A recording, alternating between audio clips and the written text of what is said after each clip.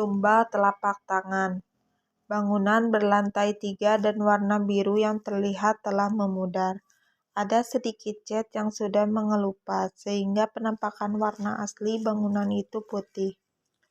Bangunan yang sebenarnya adalah tempat dijualnya obat herba dan berbagai jenis jamu itu memang agak jauh dari bangunan-bangunan lain. Seorang gadis remaja memandangi bangunan tersebut dengan raut wajah ragu. Toko obat dan jamu. Tulisan nama toko itu cukup besar dan jelas, sehingga dari jarak yang cukup jauh dapat dibaca oleh remaja berambut lurus panjang yang masih berdiri tanpa gembira. Tiba-tiba Alika melangkahkan kakinya menuju toko dan masuk dengan perlahan, seperti ada kekuatan yang menariknya untuk memasuki toko itu dengan segera. Matanya menyapu seisi toko di lantai 1. Mencari karyawan di sana untuk bertanya. Herannya tidak ada satu orang pun yang terlihat. Hanya ada sofa tua, deretan lemari yang berisi obatan dan jamu.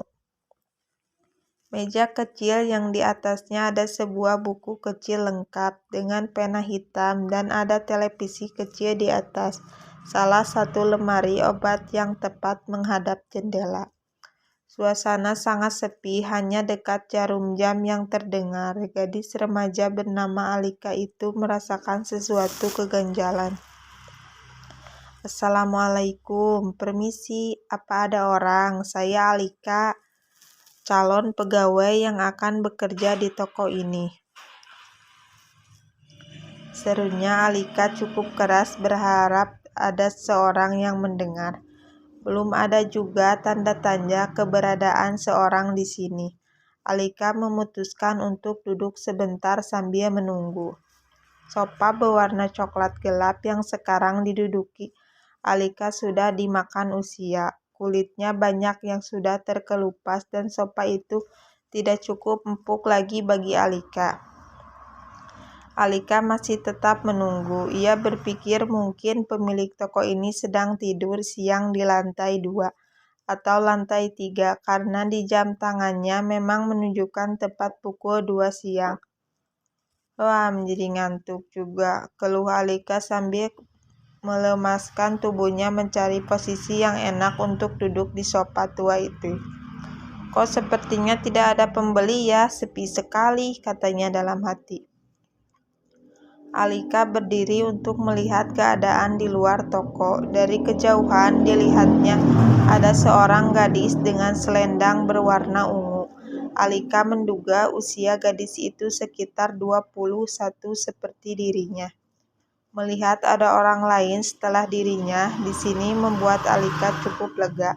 Tiba-tiba gadis berselendang ungu tersebut sudah di depan pintu toko dan masuk menyapa Alika. Permisi, Mbak, apakah di sini menjual telapak tangan? Tanya gadis itu serius dengan wajah dingin dan pucat. Maksudnya telapak tangan apa? Sarung tangan ya? Saya belum jadi pegawai di toko ini, Mbak. Jadi belum tahu ada atau tidak. Pemilik tokonya entah ada di mana. Jawab Alika yang tiba-tiba merasakan tubuhnya merinding dan keheranan dengan gadis yang sangat misterius dihadapinya. Bukan sarung tangan, tapi telapak tangan untuk tangan saya, kata gadis misterius itu sambil mengangkat tangan kanannya dan ditunjukkannya tepat di depan wajah Alika yang langsung pucat. Memandangi tangan tanpa telapak tangan dan jari-jari. Tangan itu berlumuran darah dan menetes jatuh ke lantai. Tiba-tiba wajah gadis misterius yang pucat dan dingin tadi telah berubah menjadi wajah serem berwarna hitam dengan bola mata berloncat keluar. Rambutnya sudah sangat berantakan dan pakaian putihnya berlumuran darah. Tangan kiri dan jari-jarinya berkuku tajam, berusaha meraih wajah Alika dan berusaha mencekalnya. Jeritan Alika menemui seisi toko. Dia begitu ketakutan, tubuhnya gemetaran sehingga tidak dapat menggerakkan kaki untuk berlari. Dengan jelas Alika melihat wajah gadis itu yang sekarang berubah menjadi hantu, menakutkan yang begitu dipenuhi kedendaman. Seolah-olah hantu itu ingin membalas dendamnya pada Alika.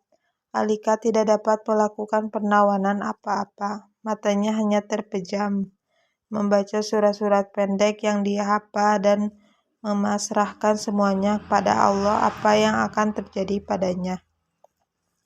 "Keluarlah secepatnya, keluar!" jerit lirih hantu wanita itu terdengar oleh Alika. Beberapa detik berlalu namun Alika tidak merasakan wajahnya dicakar atau dilukai hantu itu. Perlahan Alika membuka matanya, hantu itu tidak ada. Hilang. Alika terduduk lemas di lantai, merasakan kelegaan yang begitu besar. Alika memikirkan suara hantu tadi yang menyuruhnya keluar. Apa hantu itu tidak menyukai keberadaan di sini ya? Pikir Alika.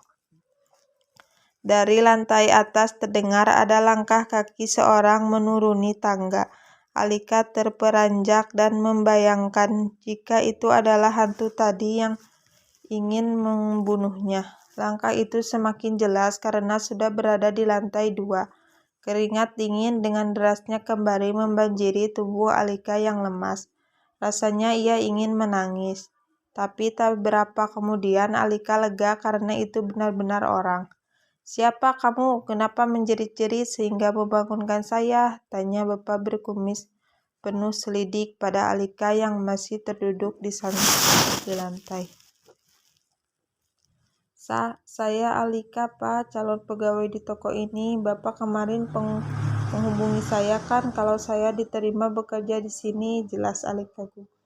"Oh iya, kenapa kamu menjerit dengan sangat keras?" Tadi ada tikus yang menempel di sepatu saya, Pak," jawab Alika berbohong. Dia belum mau menceritakan kejadian bertemu hantu barusan. Takut itu hanya halusinasinya saja, walaupun ia yakin itu benar-benar terjadi. "Oh, tikus ya?" Pak Amir dengan wajah yang terlihat sangar itu menanggapi pernyataan Alika dengan nada seperti tahu sesuatu. Setelah kurang lebih 1 jam, Pak Amir memberi penjelasan pada Alika. Dia langsung kembali ke lantai 3 untuk istirahat. Pak Amir menyuruh Alika hari ini menginap saja. Mulai besok baru diperbolehkan untuk pulang pergi. Pak Amir berpesan agar Alika bisa menempati kamar di lantai 2 dan dilarang naik ke lantai 3. Sebenarnya Alika keberatan untuk menginap karena dia tak nyaman dengan kondisi di toko ini. Tapi mau bagaimana lagi, Alika tidak mau kehilangan kesempatan untuk bekerja. Pukul 5:30 sore sudah membuat langit cukup gelap. Alika sedang duduk di dekat jendela kaca sambil memandangi langit di luar sana. Kamar ini cukup besar dan nyaman untuk Alika. Tempat tidurnya empuk dan ada kamar mandi dengan keramik berwarna hijau, warna kesukaannya. Alika belum memutuskan untuk tidur karena dirasanya tangguh. Karena setelah jam lagi azan maghrib akan berkumandang, sehabis sholat maghrib nanti dia baru akan memejamkan mata dan tidur di atas kasur empuk dengan spray yang juga berwarna hijau. Sehabis menunaikan kewajibannya sholat maghrib, Alika ingin membaca Al-Quran, tapi ternyata Al-Quran Alika tidak ada di dalam tasnya. Mungkin tertinggal di rumah karena memang dia tadi pergi dengan terburu-buru. Alika hanya berpikir dan berdoa meminta perlindungan pada Allah agar tidak terjadi apa-apa dengan dirinya. Tepat pukul 12 malam, Alika terbangun. Dia mendengar suara berisik di lantai 3. Suara yang seperti tertahan. "Tolong!" samar-samar Alika dapat mendengar suara jeritan menahan kesakitan itu. Dengan keheranan Alika bangun dari tidurnya. Rasanya ia ingin ke lantai 3 untuk mengetahui ada apa sebenarnya. Belum habis kebingungan Alika, ada suara hentakan keras seperti suara kayu yang mengenai sesuatu. Jeritan meminta tolong semakin jelas. Alika tidak bisa hanya duduk dan mendengarkan. Dia ingin tahu apa yang terjadi di atas. Tak peduli larangan dari Pak Amin yang tidak memperbolehkan dirinya menuju ke lantai 3. Pasti tidak ada yang beres dengan sesuatu di lantai 3, gumam Alika. Dengan langkah pelan, Alika menaiki tangga. Tubuhnya sedikit gemeteran karena takut. Tapi niatnya untuk menolong orang yang berulang kali menjerit tadi membuat Alika berani. Ternyata di lantai 3 hanya ada satu pintu yang tertutup rapat. Pasti itu pintu kamar Pak Amir. Alika dekatkan telinganya pada pintu. Benar, suara meminta tolong itu berasal dari dalam kamar tersebut. Refleks tangan Alika mengetuk pintu dengan keras. Pak Amir, tolong bukakan pintu, ada apa di dalam? Saya mendengar suara orang meminta tolong, seru Alika keras. Tiba-tiba suara itu berhenti, sekarang hanyalah sunyi yang menguasai suasana. Dasar tidak sopan, saya sudah melarang kamu naik ke sini, masih saja dilakukan. Marah Pak Amir pada Alika. Pak Amir berdiri di dekat pintu kamar yang hanya dibukakan sedikit. Maaf Pak, saya hanya ingin tahu apakah suara jeritan meminta pertolongan tadi benar-benar ada, ujar Alika memandangi Pak Amir dari atas sampai bawah. Dia tercekat karena tangan Pak Amir berlumuran darah. Sadar kau, tangannya dilihat Alika. Cepat-cepat ditariknya ke belakang tubuhnya. Pak, saya ingin melihat isi kamar Bapak, kata Alika yang kemudian mendorong pintu kamar dengan keras sesekali sehingga terbuka seluruhnya. Pemandangan di dalam kamar Pak Amin membuat jantung Alika seakan meloncat keluar.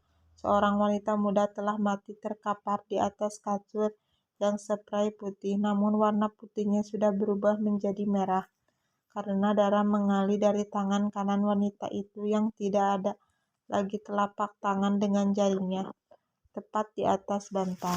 Telapak tangan yang terpisah itu sudah dibungkus plastik bening yang kotor oleh darah yang masih keluar sedikit demi sedikit. Seketika Pak Amin menarik tangan kanan Alika dengan sangat kuat. Diambilnya pisau besar dan tajam yang masih berlumuran darah segar dari atas meja.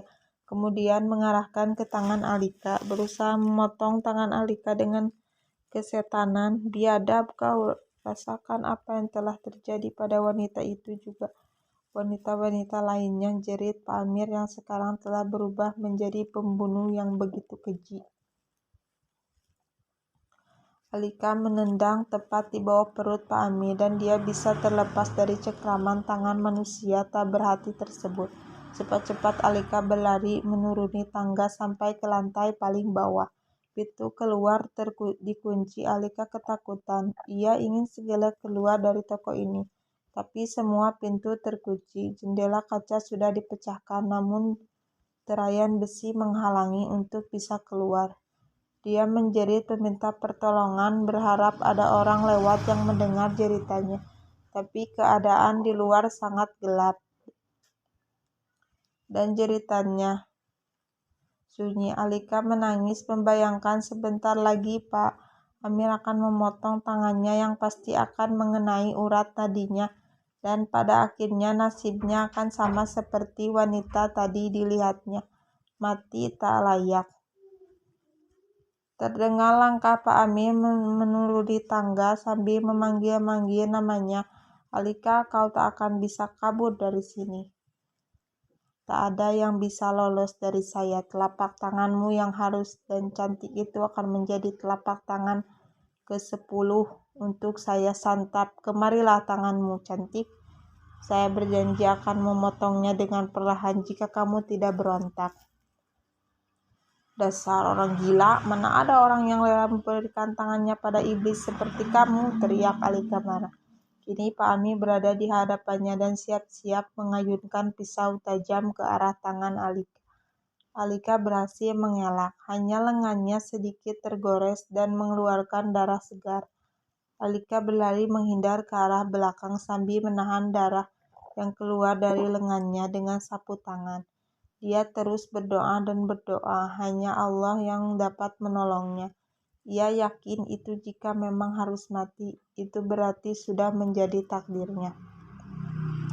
Terdengar jeritan keras, Alika menoleh ke belakang dan perlahan menuju ke depan. Pandangan menakutkan dipercayai, namun dicetakan dilihat Alika. Hantu wanita yang menakutinya siang tadi kini mencakar-cakar tubuh Pak Amir. Beberapa saat kemudian mulai bermunculan hantu-hantu wanita lainnya yang kesemuanya berpakaian putih, penuh darah dan tangan kanan tanpa telapak dan jari. Salah satu dari mereka memotong dengan sadis kedua tangan Pak Amir. Pak Amir menghembuskan napasnya yang terakhir seiring melemahnya jeritan kesakitannya. Hantu-hantu itu menghilang dan pintu tiba-tiba terbuka. Alika keluar dari toko itu sambil menjerit dan berteriak. Entah sampai kemana ia akan lari. Alika tidak tahu. Di tengah jalan, Alika pingsan dan tak sadarkan diri.